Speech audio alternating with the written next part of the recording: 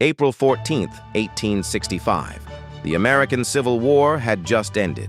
After 4 years of brutal fighting, the Union had been saved and the United States was beginning to heal. But only days after victory, tragedy struck. Inside a crowded theater in Washington, D.C., a single gunshot would change American history forever. That night, President Abraham Lincoln was assassinated. This is the story of the plot, the assassin, and the shocking night that stunned a nation.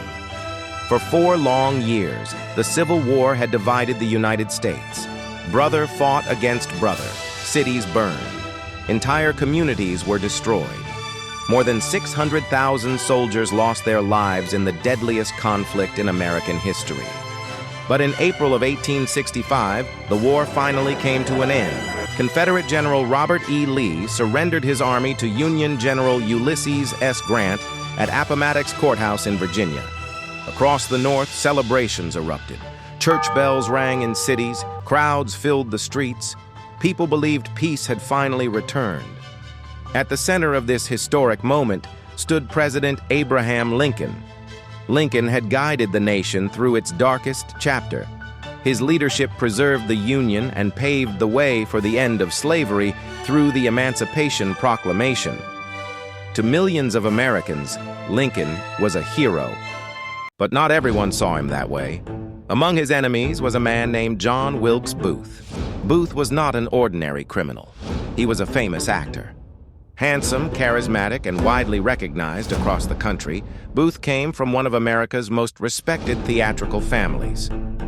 But behind the curtain, he was a passionate supporter of the Confederacy. Booth believed the South had been unfairly defeated, and he despised Abraham Lincoln. At first, Booth planned to kidnap the president and use him as a bargaining chip to force the Union to release Confederate prisoners. But when the Confederacy collapsed in April 1865, Booth's plan changed. Kidnapping was no longer enough. Now he wanted revenge. Booth gathered several conspirators who shared his anger and hatred for the Union government. Together, they planned a coordinated attack. Their goal was to eliminate the leadership of the United States in a single night. President Lincoln would be their primary target. On the evening of April 14, 1865, President Lincoln decided to attend a play in Washington, D.C. The location was Ford's Theater. The performance that night was a popular comedy called Our American Cousin. Lincoln arrived at the theater with his wife, Mary Todd Lincoln, along with 2 guests. The theater was packed with hundreds of spectators. People laughed and applauded as the play unfolded on stage. Few realized that danger was already inside the building. John Wilkes Booth had entered the theater earlier that evening. As a well-known actor, he was familiar with the building's layout. He knew the hallways, the staircases, and the hidden entrances. Shortly after 10 p.m., Booth quietly made his way toward the presidential box.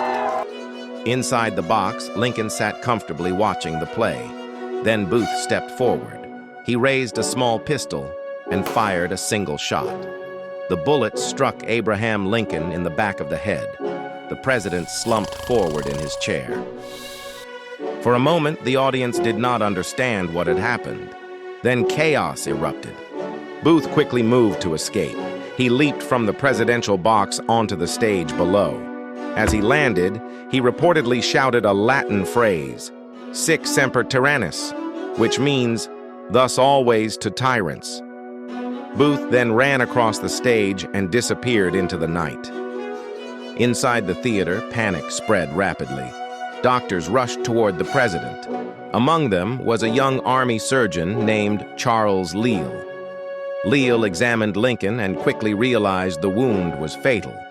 The president could not survive such a devastating injury. Lincoln was carefully carried across the street to a nearby boarding house known as the Peterson House. He was placed on a small bed in a quiet room. Through the long night, members of Lincoln's cabinet, soldiers, and close friends gathered around him.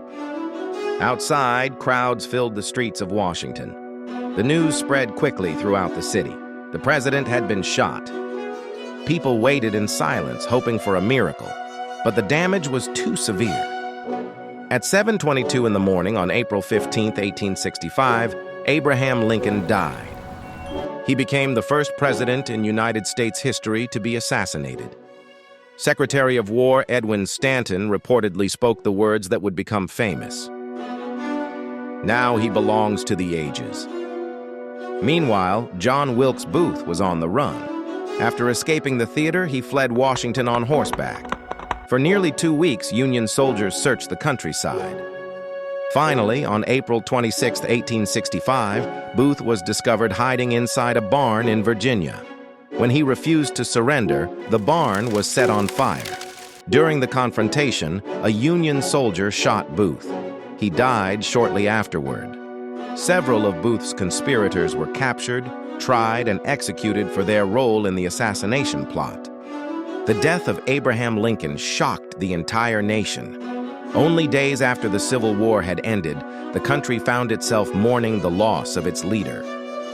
Lincoln had hoped to guide the United States through a peaceful reconstruction.